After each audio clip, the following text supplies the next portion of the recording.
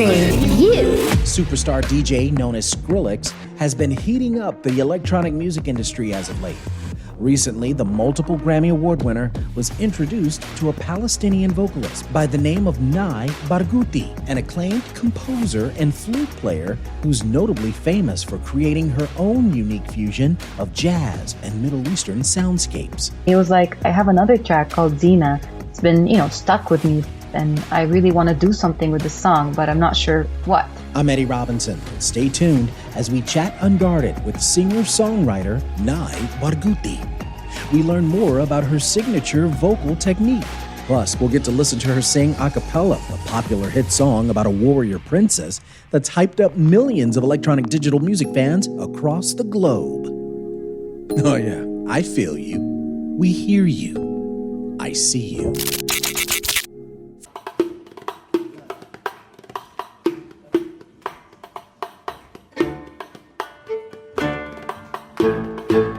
You're listening to I See You. I'm your host, Eddie Robinson. With us in this episode, we're so fortunate to have a special guest, Nai Barghouti.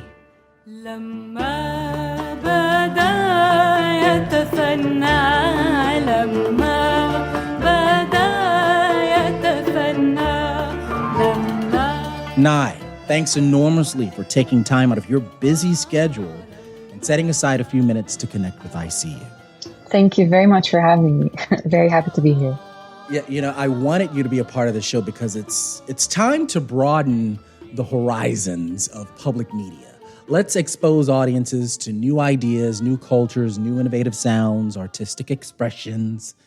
Interestingly enough, Nai, your world embraces a plethora of classical and orchestral music and instrumentations that our public media audiences have loved for decades. And your background, you've been performing in front of packed crowds, as early as 14 years old in Ramallah and Cairo, and then on to global stages all over the world in New York, London, Paris, Amsterdam, Casablanca. Your vocals are absolutely amazing.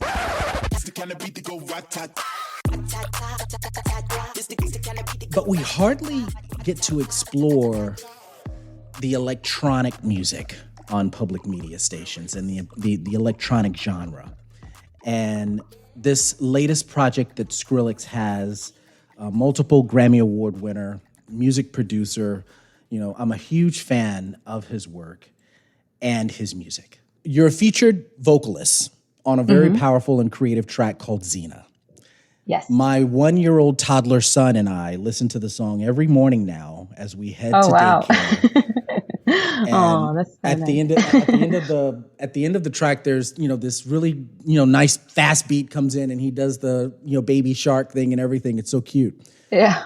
Later in the show, we'll play the song that you're featured on. Great work, awesome track. We'll play it. But before we get into the Skrillex chat and how y'all met, who is Nai Barghouti? Briefly share with us where you're from and the kind of musicianship that you bring to the cultural table. How would you describe Nai Barghouti's music to someone? Well, first of all, thank you so much for having me. I'm so happy to be here. So I'm from Palestine. I'm a Palestinian singer, composer, and flute player. I was born in Jerusalem, but I grew up in Ramallah, a city in the West Bank of Palestine. I grew up basically with a lot of Arabic music, and Arabic music is extremely diverse. You have so many different styles that it almost sounds like, very different, genres of music. I was also really blessed to grow up with a family that really appreciates art and music. So we were exposed to all kinds of stuff, from Whitney Houston to Indian music, to flamenco, all kinds of stuff. So that, for me, that had a huge role in developing my musicality and in also teaching me a lot about music, even though I was not really learning it, but just basically growing with it and for it to be coming into my ears. Then I basically decided that I do want to study music, and I started at the age of 7. I started learning the flute, like the classical flute, and I was really into Western classical music. And then my relationship with singing became stronger than ever, and I had a feeling that that's what I'm going to do. I want to be a singer. So I basically learned my first song from my mother, who is a singer, who used to sing in a choir, and now she still does it as a hobby. Sometimes in the kitchen I hear her, or when she's working, or So I learned basically singing from her. And my older sister Jenna plays at the Dallas Symphony, so I also was really inspired by her playing. She's an amazing violinist. And my dad used to be a choreographer, and also his taste in music was amazing and still is. So we really had this like very musical family in a way. And so that's basically my journey with music. I've read somewhere there's this connection between Arabic and jazz music. And I'm curious, in your opinion, how are they related as it relates to your music and what you bring to the table? So ever since I was a kid, and again, I was really just into Arabic music a lot. I also loved jazz. And as a child, I didn't know why I found this kind of connection that really reminded me of my connection with Arabic music. And so I was already curious from a very young age of why there's a connection between jazz and Arabic music and what is this connection. So then I went to a music school and I started learning jazz. And I realized if I would just summarize that, it's basically the spontaneity and the very strong expression of jazz music that comes from Black culture. And that's basically the strength that you hear and see and even feel in the music. It's very, very close to Arabic music, in my opinion. And then musically speaking, there are, of course, a lot of scales and modes that kind of overlap between both worlds. And that comes from historical events. The call to prayer, for example, and the Quran in Islamic culture was really affected by jazz and vice versa. So you really hear a lot of connection between the two genres, surprisingly. And it sounds like your voice, your vocal style, they're all layered. It can be angelic, inspiring, velvety with the depth to it, a rich texture in its foundation. And it's also powerful. There's a projection to your voice with a range, and that range has control, has agility. I think I read somewhere where a renowned Egyptian maestro wrote that there is light in her voice. And that's exactly how I feel when I hear your voice and your music. There's a boldness, but at the same time, there is sort of like this gentleness, a sense of nobility, a sense of tranquility. Wow, thank you. And you can hear it all in your voice. And perhaps even in the life that you've lived, it all kind of is brought into your vocal. And I just love that about your sound.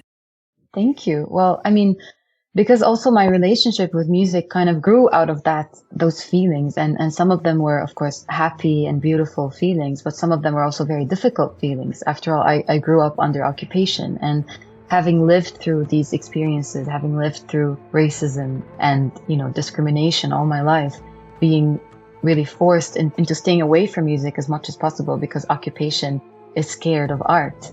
And so when you're an artist and you want to get closer to music, the first thing that's going to happen is that your occupier will feel threatened because they don't want you to be educated, or they don't want you to be musical. They don't want you to have a voice. And so my voice started out of that because I did not want to shut up. I did not want to stop singing, stop talking. I really wanted to go out there and explode with my musical expression and my character. So my relationship with music started out of that. I was seeing a lot of horrible things, and I wanted a tool to express my feelings and my thoughts, and there was music.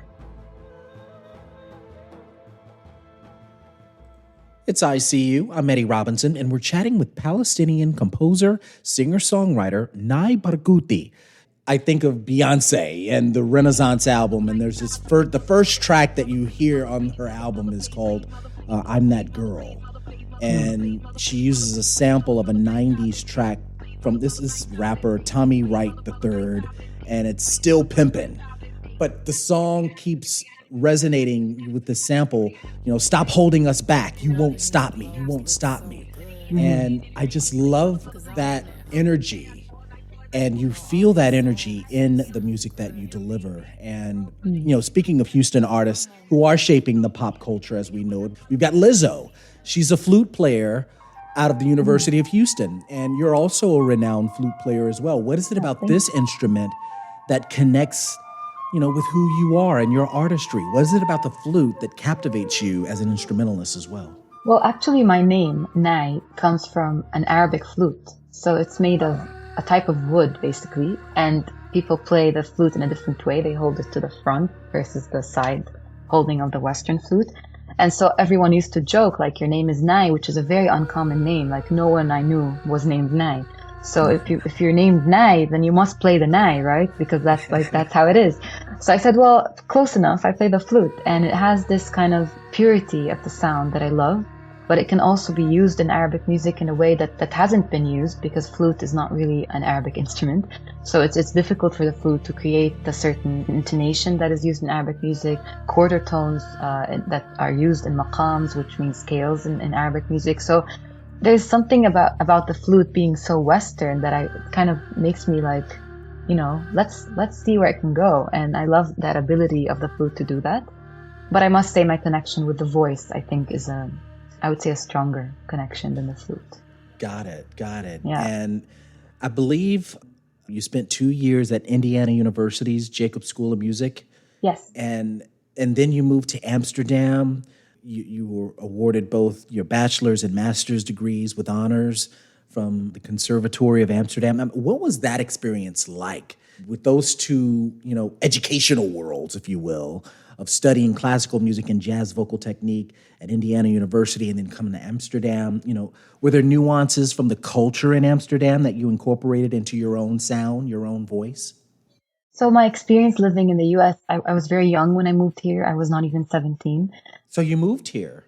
So I moved to the U.S., to Indiana, basically to start my bachelor's degree. So it was very difficult for me to be so, far away from my family. Gotcha. And so 2 years through the program, I still felt like there was something missing for me. And that was basically my relationship to Arabic music. Because in Indiana University, there were a lot of expectations. It's an amazing school. And so, you had to study really hard to finish everything that was expected of you to finish as a student. And that was amazing because it taught me a lot. But I also felt like I'm getting really away from my culture and from my music, which I really wanted to include, but the program and the curriculum didn't really allow for that. And so that's when I found out about the Amsterdam Conservatory of Music and how diverse the program was. So for them, it's crucial that you have an identity as a musician, or else you will not finish your course. You will not pass the course unless you have a very personal and very unique character to your musicality, because that's what they would like you to achieve. So that allowed me basically to be a little bit more free in my music and to keep my relationship with both Arabic music and jazz and everything I was studying, while also being in a place like Amsterdam, which is extremely diverse, and you can just meet all kinds of people and, be subjected to a lot of concerts and music events. كل ما تجي لتغيم وجهك بيذكر بالخريف ترجعلي كل ما الدنيا بدها تعتم مثل الهوى اللي مبلش عالخفيف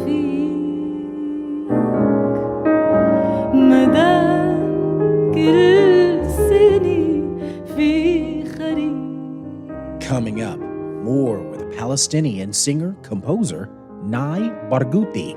We'll get insight into her collaboration with Skrillex. How did they meet? Plus, we'll dive into the lyrics of the song they made together, called XENA.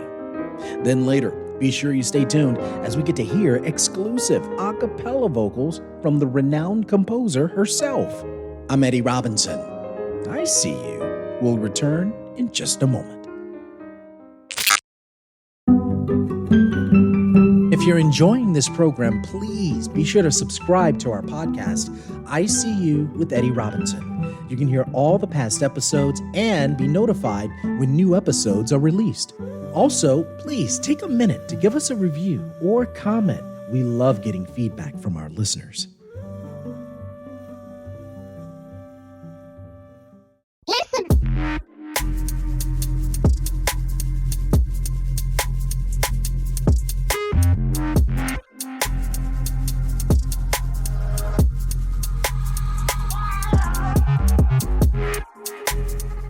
It's ICU. I'm Eddie Robinson, and we're so grateful to have with us as a special guest singer-composer Nai Barghouti.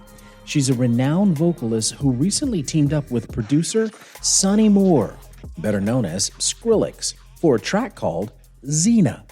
The highly energetic track features captivating vocals sung by Nai, along with some wild percussion and hyped-up rhythms and loops.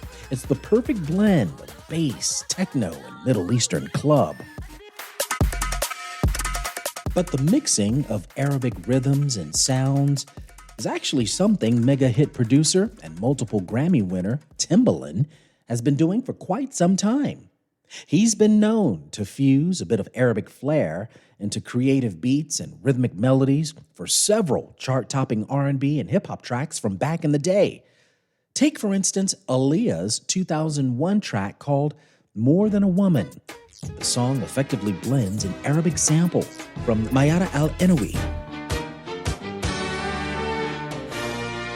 Another Timbaland-produced track, Jay-Z and UGK's infamous Big Pimpin' from 1999.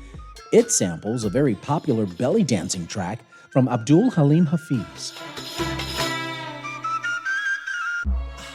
And we can't forget the 2007 Def Jam track from Fabulous and Neo called Make Me Better, which injects an Arabian blues track called Shireen by Al-Saban Aleh.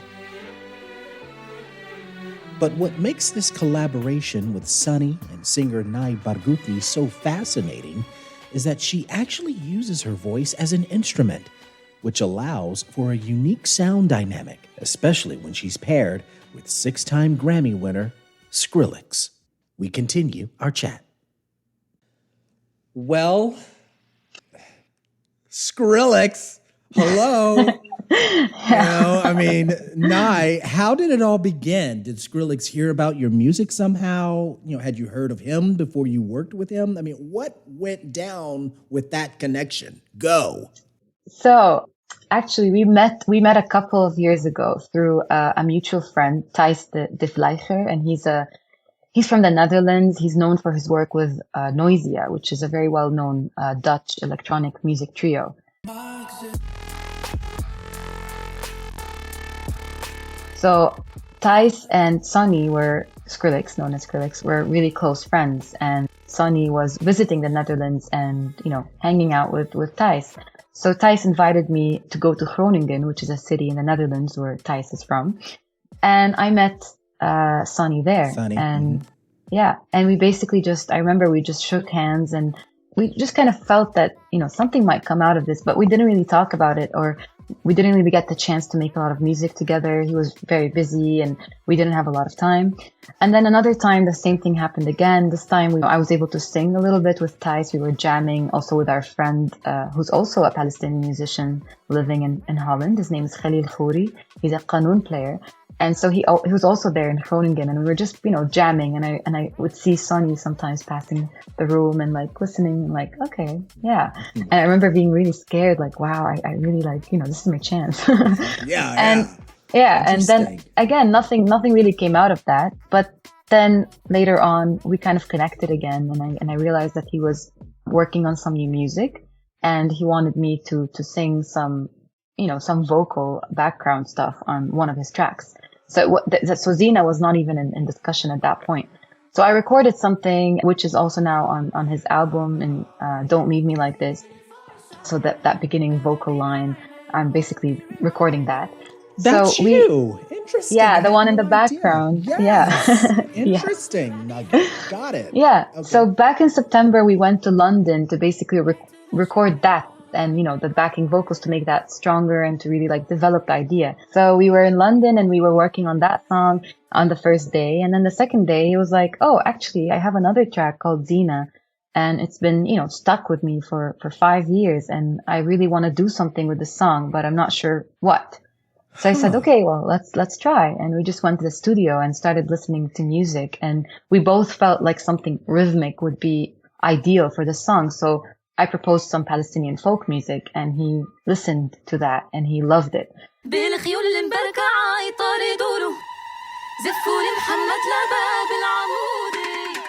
So we just thought, let's do it. And we basically recorded the whole thing in a few hours on that day.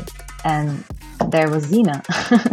So what's the title? I mean, I'm thinking, what, XENA Warrior Princess? I mean, there was this hit 90s TV series. You've changed, XENA. I wish I could see it that way. That depicts XENA on this quest to redeem herself from her dark past, by using her fighting skills to help people. But I thought I read somewhere where this song is traditionally sung at weddings? Yeah, like the concept of XENA for Skrillex would be exactly what you said. It's inspired by that character, and it's inspired by women's strength, women's power, and just being so free in your expression as a woman. And so that's where the idea came along. But the funny thing, I mean, this is a traditional Palestinian folk song that is basically originally sung to the groom in weddings, and it's basically calling on his cousins to put him on a horse and shoot rifles in the air as a celebration for his wedding. And I mean, it's that kind of scene. The reason why I use the song in XENA, even though it's actually usually for groom, is that as Palestinian women, we're also trying to use this song as cultural subversion to say that we're also worthy. Tradition is important, but evolving it to modernity and inclusivity, is crucial for us. So that's why as women, it feels kind of extra important to sing a lot of Palestinian folk songs that maybe historically were targeted to men, but now it's about us also as women. So we want to be included as well. You have to always work extra hard to be proven that you're just as good or even better. And that's basically the problem, that you have to always work hard to just say, I'm here. This is who I am. Hear me out. This is my voice, I'm not just a singer, even though that would also be enough, but I'm not just that. I'm also a musician. I'm an instrumentalist. I have this passion towards music. I have knowledge about music that I want to share. I'm not just following a certain path that someone else dictates for me. And you always have to work extra hard to prove that all the time. And it's tiring. But we don't get tired easily. So. And then as the Palestinian society basically evolved, people also started using the song for Palestinian martyrs. So being both women and men. And the zagharit, which is the loud lip trilling used in the beginning of the song and throughout, is also a thin line between celebration and grief. So women use it in both weddings and in funerals. So it's such a powerful feminine tool of expression, and it's used only by women. And it has this kind of, you're always on the edge between, am I grieving or am I celebrating? And the line between those is so thin. So when you're speaking of, like, there's this scream, right? There's this, yes.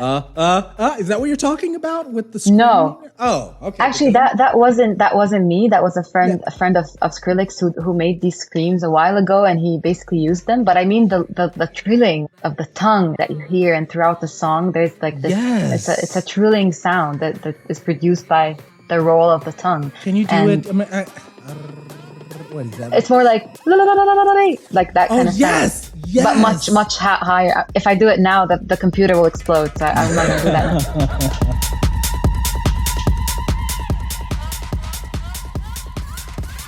So, and I'm also listening because it sounds like there's someone else that with a lower voice, and that's still you.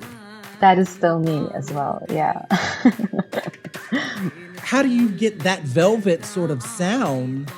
It's years of practicing and basically using that, my connection with Western music and Arabic music in a way. That's basically it, because I was also looking for that sound for years, and I always felt like when I'm singing in Arabic music, I'm using a certain voice, and then when I go to a more Western style, then my voice kind of switches over, but I'm missing the connection. I'm missing where does it overlap, and how can I connect both without it seeming like, okay, here comes this part, here ends this part, now we're starting another part. I don't want it to be, to be heard as chunks. I want it to be all connected in my voice. So that was, of course, years of basically studying, because a lot of the vocal technique things that are written about it in universities and schools, it's very Western.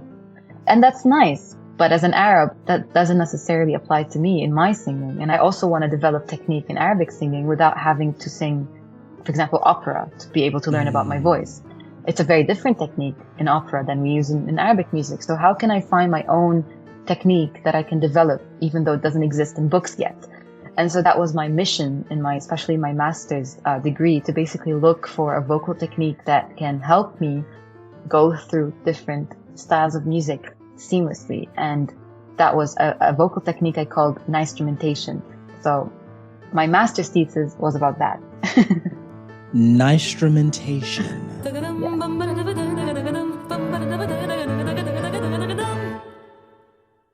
You're listening to ICU. I'm your host, Eddie Robinson, and we're here with Palestinian singer-songwriter Nai Barghouti. She's the featured vocalist on a high-energy dance track released by 6-time Grammy Award winner Skrillex. The song XENA is a track on Skrillex's latest album entitled Quest for Fire. What's it like infusing your culture into an American DJ song? You know, when you first heard the mix, how did you react? I noticed both you and Skrillex jamming in a session on Instagram. But, what was that experience for you like, and how did you feel as you were kind of listening and thinking to yourself, this is interesting, or, this is, I don't know if this is going to fly, but it's sounding good to me, What was that like for you?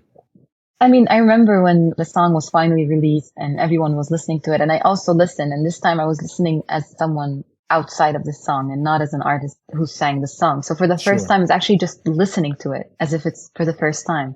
And that was actually very emotional for me. Like, I remember almost, tearing up a little bit, because I was very proud, of course, of this result. And also just the fact that you hear Palestinian music in such an amazing track with such an incredible artist. Even though from the very beginning, it wasn't really a political thing. We didn't decide to do this as a political statement. And I respected that. And I basically did it from a musical, artistic perspective.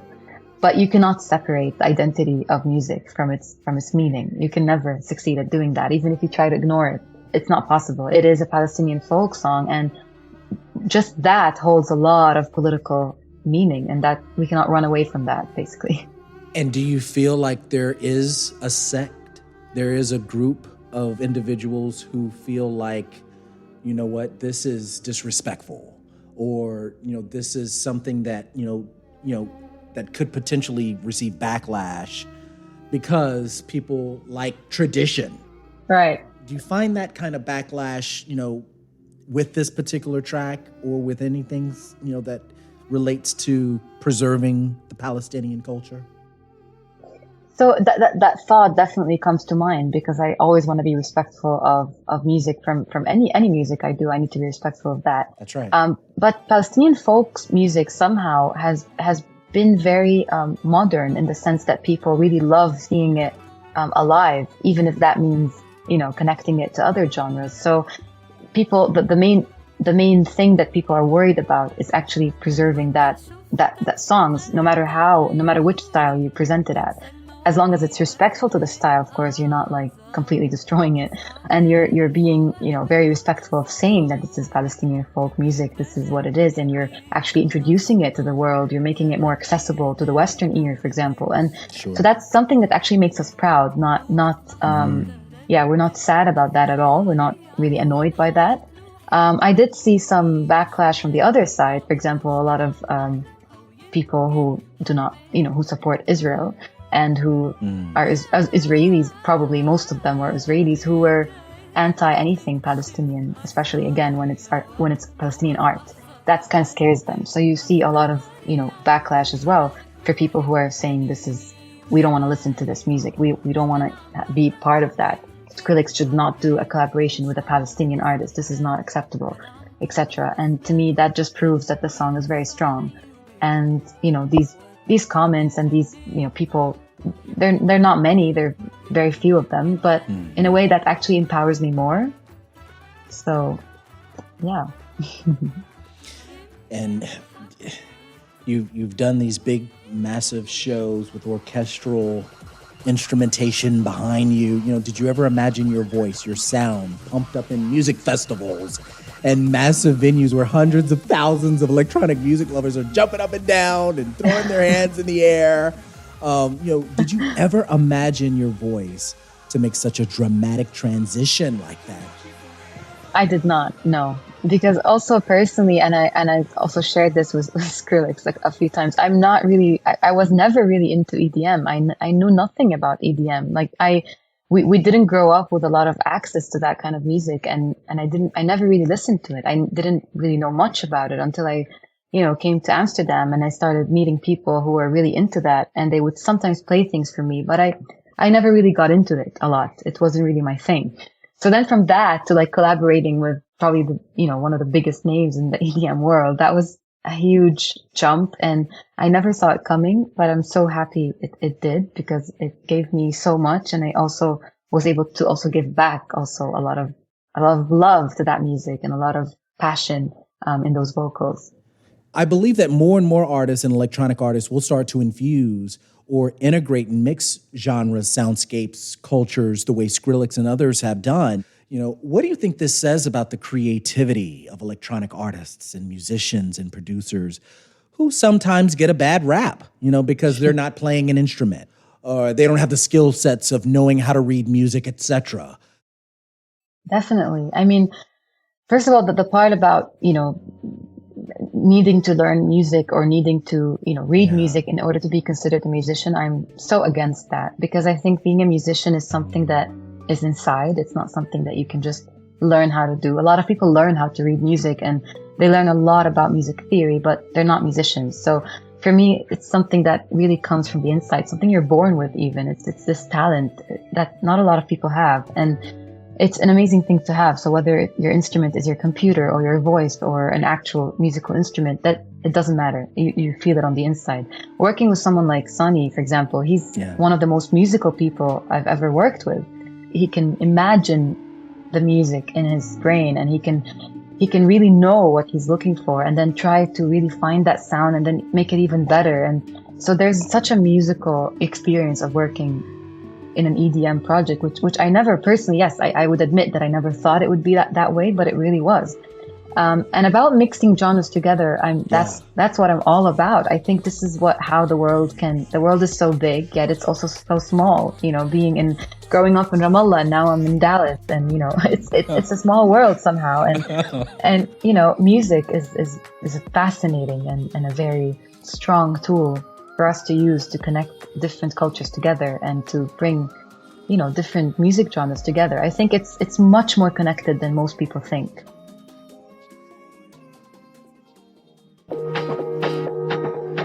Coming up, we'll wrap up our chat with Palestinian singer-songwriter Nai Barghouti. She shares more about her upbringing in Jerusalem and the most traumatic incident she's ever experienced as a child in the Middle East. We'll also learn more about a recent news event involving the music star. Why was she held by authorities at an airport in Cairo for more than 8 hours and denied entry into Egypt? I'm Eddie Robinson. Our final segment of ICU happens in just a moment. We'll be right back.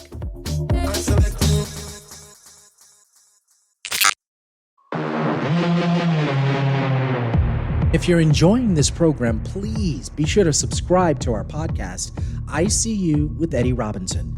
You can hear all the past episodes and be notified when new episodes are released. Also, please take a minute to give us a review or comment. We love getting feedback from our listeners.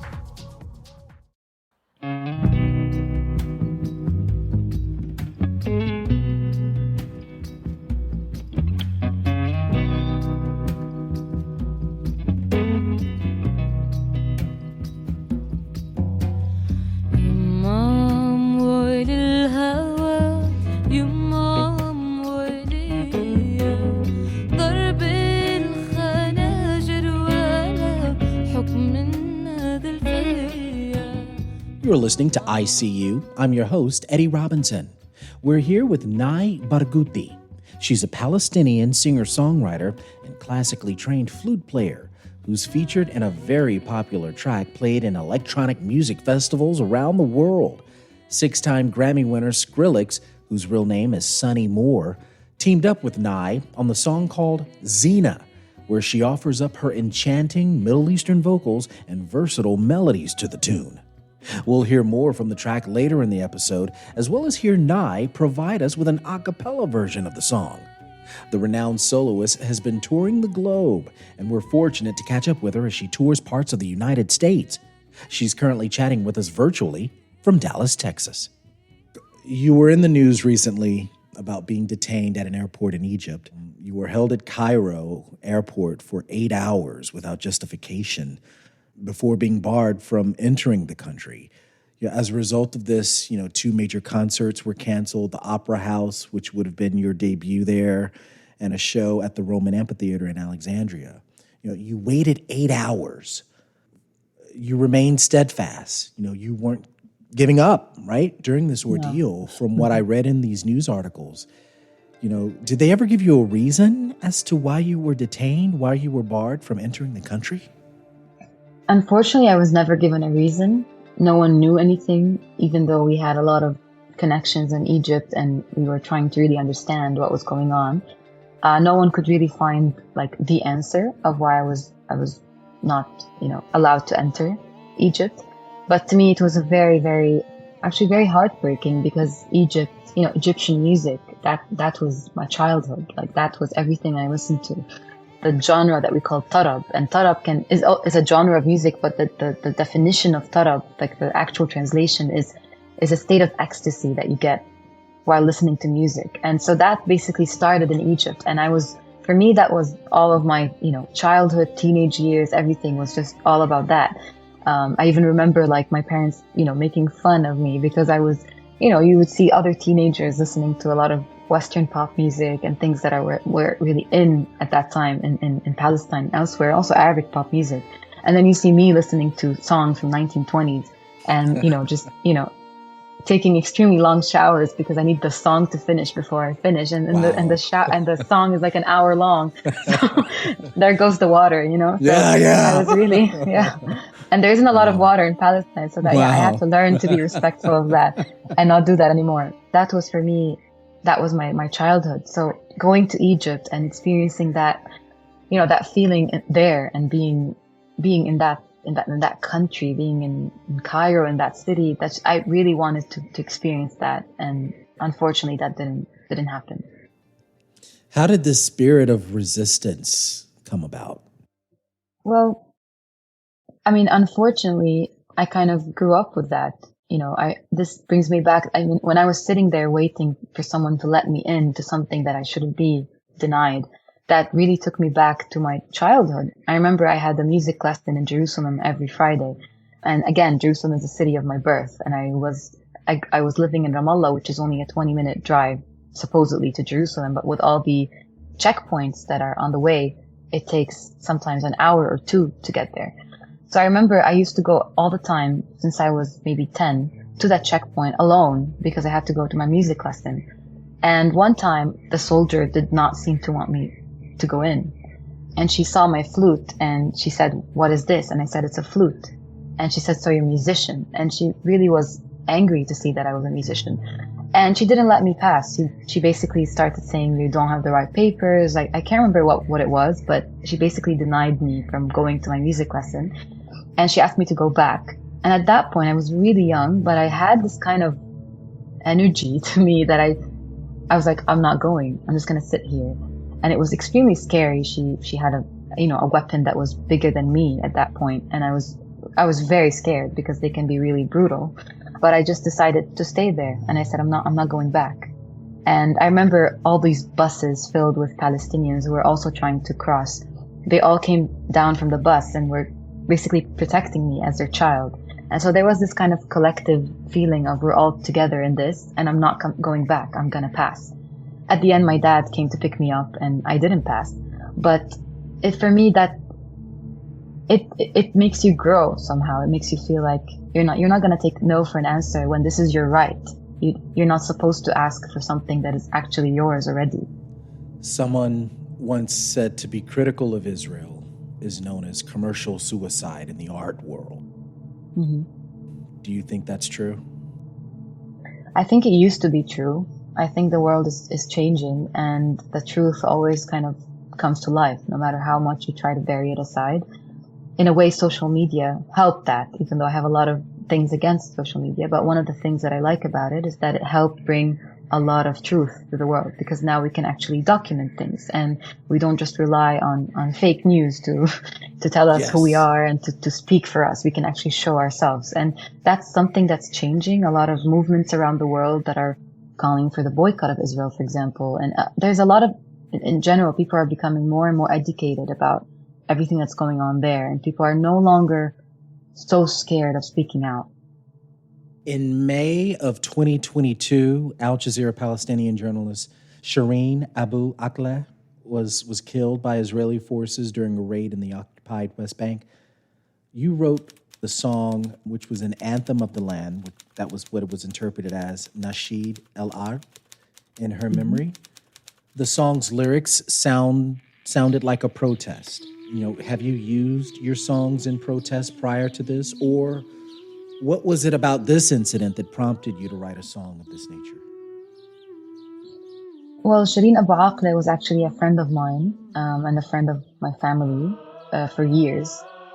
She was a beautiful soul, a very strong person, and we always remember her just laughing all the time. She's always laughing. She saw so much tragedy in her life on a daily basis, but she always just came towards the end of the day and she would smile and move on and continue the next day to make a change. And she really believed in that. She was really an amazing person. So to see that news all of a sudden, to just wake up and see that Shireen Abu Akleh has been murdered in cold blood, that was, for me, that was really a huge shock.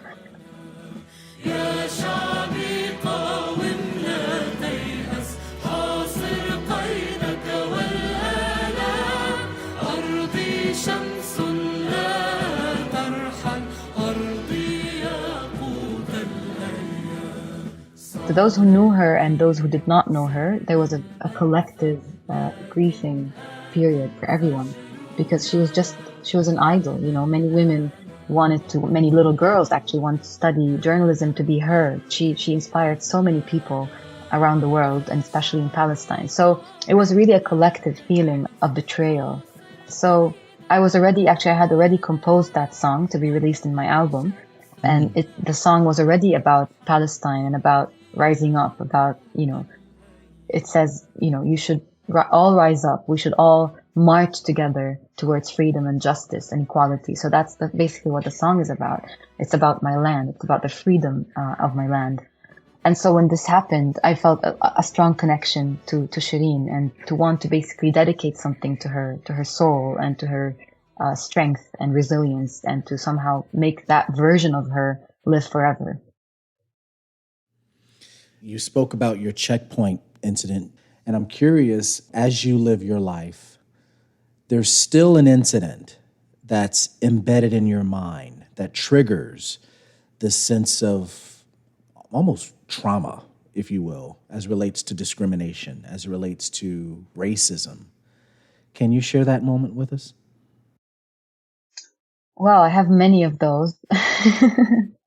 I remember when I was 4 years old, the second Intifada happened in Palestine. So the Israeli military occupied the West Bank. And for some reason, they chose our building to land in. So that the apartment right above our apartment our neighbors were gone somewhere. I can't remember where it was. I was a child. But so they basically stole their apartment and laid all their military stuff there. And I remember our entire building was basically sieged for, I can't remember how long it was, but it was a few weeks. And it made me feel extremely scared all the time, because whenever we go to the staircase, there's a soldier there, and we get really very scared, and we would hide at home, and we were really just feeling really, really shocked all the time. I remember there was a soldier who would always go to the staircase, which had a lot of echo, and he would scream so loud that all the kids in the building were just so scared, and they would be afraid of going out. So one day, my parents said, well, if you're so scared, and if you're really bothered by his screaming, why not scream back? Just scream back. So I remember my sister and I, we kind of led this thing where we went to the neighbors and we collected all the kids in the building. And we said, decided that on a specific day at a certain hour, when we know the soldiers are napping upstairs, taking a rest, we're going to go to the staircase and we're going to shout so loud.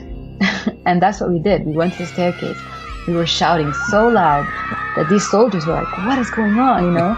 And that specific soldier, he came down to my parents and he was begging them. He was like, I'll do anything, just make them shut up. They're just so loud. And we kept on going and going and going. And I remember that moment, I felt the kind of like, we won, that kind of feeling, like, you know? He never screamed again. That was the last time he screamed. And so that was a moment that I always just take with me wherever, that use your voice. Never stop using your voice. That's basically it. It's ICU. I'm Eddie Robinson, chatting with acclaimed vocalist Nai Barghouti. The classically trained Palestinian soloist is here to talk about her collaboration with Grammy winner Skrillex. Together, they've released this massive Middle Eastern techno track that music critics and fans alike have all praised for its unique sound and energy. The song is called XENA, and hopefully get Nai to sing a few bars of the song a cappella. It seems like there's a clarion sound that comes from your voice, that it resonates, and you can feel it in the power of your vocals, that carries with this, a sense of dignity, a sense of humility, a sense of respect.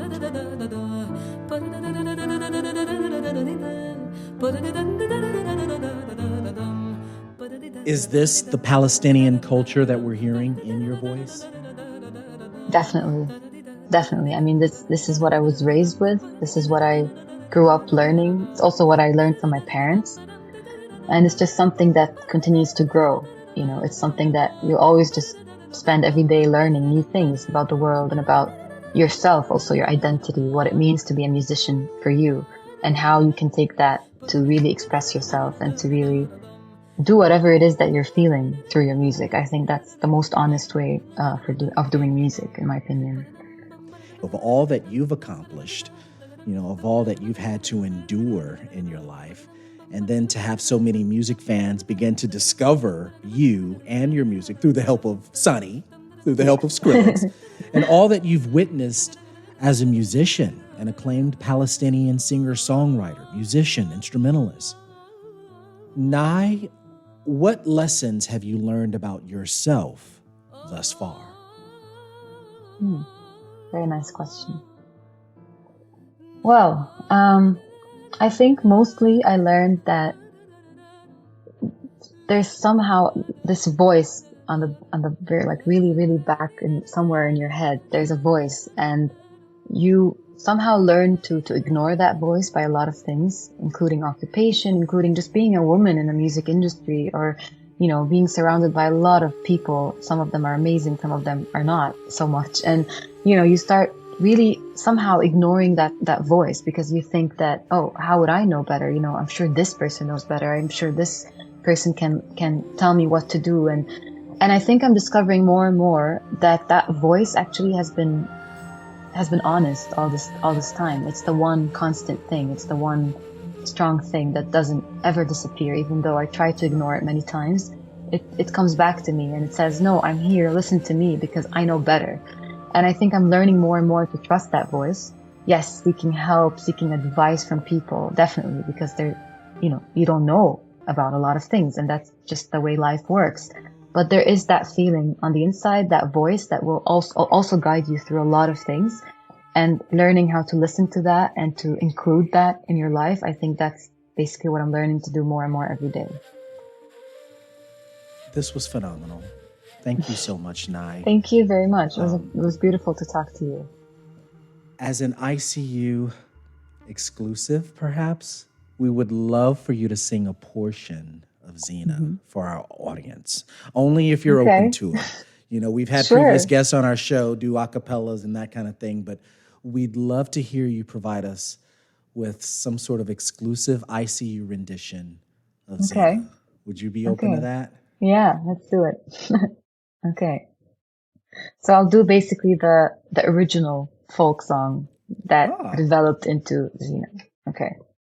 شيعوا لأولادي عام ويجولوا شيعوا لأولادي عام ويجولوا بالخيول مبركة هاي طاردولو بالخيول مبركة هاي طاردولو. Beautiful. Just a little chunk. Beautiful.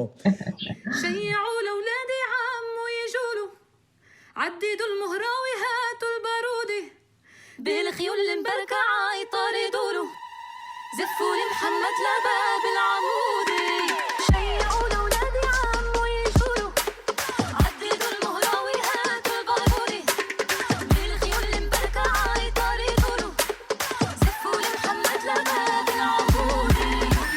So it basically says, like, a specific translation, a literal translation would be, call on his cousins to bring him. So by him, it's the groom, bring the groom to the wedding. On the backs of decorated horses to fetch him.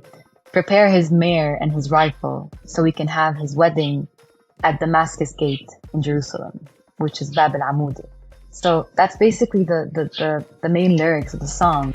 شيعوا لولادي عمو يجولوا عددوا المهراوي هاتوا البارودي بالخيول المبركة عيطاردوا له زفوا لمحمد لباب العمودي. XENA, a song released by Skrillex featuring vocals by our guest, Nai Barghouti. The track can be found on the Skrillex album entitled Quest for Fire. Palestinian singer-songwriter, renowned flute player, Nai Barghouti. Thank you so much for being a guest on IC. Thank you. Thank you very much. Our team includes technical director Todd Holzlander, producer Laura Walker, editors Mark DeClaudio and John Mitchell Good. ICU is a production of Houston Public Media. Follow us on Instagram and Twitter, and subscribe to our podcast wherever you listen and download your favorite shows. I'm your host and executive producer, Eddie Robinson. And I feel you. We hear you. I see you. Thanks so much for listening. Until next time.